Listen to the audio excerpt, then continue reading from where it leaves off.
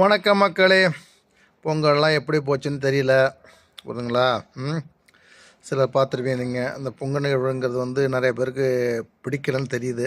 ஏன்னு வச்சிங்கன்னா, நம்ம ஃபாலோவர்ஸ் அதிகமாக வந்து பொங்கல் யாரும் விரும்புறதில்ல.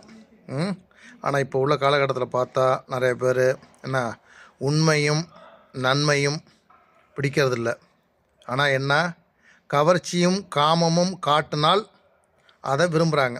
அது அப்படி தான் இன்றைக்கி லேயர்பாக இருக்குது. எல்லோரும் சொல்ல, ஒரு சிலர். இதே ஒரு பெண்மணி போட்டாக்கா உடனே அங்கே போய் 1,000,000 நபர்கள் கண்ணில் விளக்கெண்ணெய் ஊற்றிக்கிட்டு வேடிக்கை பார்க்குறாங்க. என்னது, அவங்க ஏதாவது டான்ஸ் ஆடுவாங்க, துணியை தூக்கி காட்டுவாங்க, மாரில் கொஞ்சம் துணி அப்படி விளக்கிட்டு காட்டுவாங்க. உடனே அங்கே போய் மடிஞ்சிருக்கீங்க. அதுதான்.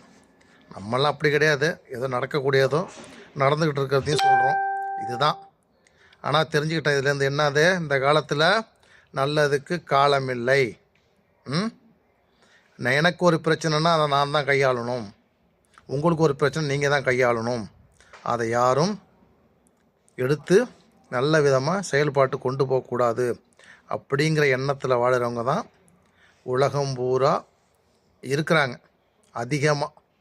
என்ன 100ல் 10 பேர் தான் சரி பரவாயில்ல, இது பொண்ணு அது பொண்ணு இருக்காங்க. ஏன் நான் தெரிஞ்சுக்கிட்டேன், இந்த ஜல்லிக்கட்டில் ஒரு மாணவன் வந்து ஒரு மாடுபிடி வீரர் வந்து நிறைய பிடிச்சிருக்காரு. அவர் காரு பரிசு தராங்க. அவரை ஒரு கௌரவிச்சு ஒரு மேடையில் ஒரு நிமிஷம் பேசுகிறதுக்கு ஒரு மைக்கு தர மாட்டேங்கிறாங்க. அப்போ என்ன அர்த்தம்? ஒரு வீரனுக்கு இந்த நிலைமை. அப்போ நமக்கெல்லாம் ஏன்னா ஆட்சி அதிகாரமாக உங்கள் கையில் இருக்கிறதால எது வேணாலும் செய்யலான்னு செஞ்சிட்ருக்காங்க. அதுக்கு தான் எல்லாருமே ஒத்து போகிறாங்க, ஒத்தும் ஊதுறாங்க. இப்படி தான் இருக்குது நாட்டில்.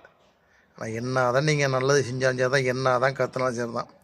ஆனால் இந்த மக்களோட மாற்றுறது அவ்வளோ கஷ்டம்.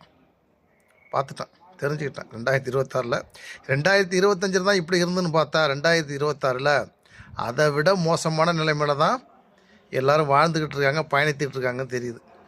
இதுதான், வேறு ஒன்றுமே கிடையாது.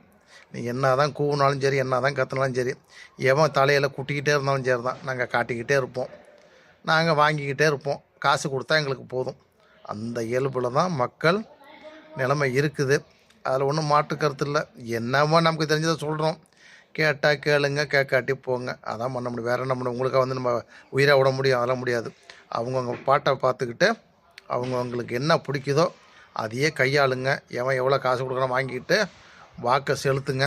திரும்ப 5 வருஷத்துக்கு அல்லோன்னு கத்திக்கிட்டு கிடப்போம். இதுதான் நம்ம இயல்பு. தெரிஞ்சுக்கிட்டேன் நல்லா மக்களோட மனநிலை எப்படிங்கிறத புரிஞ்சு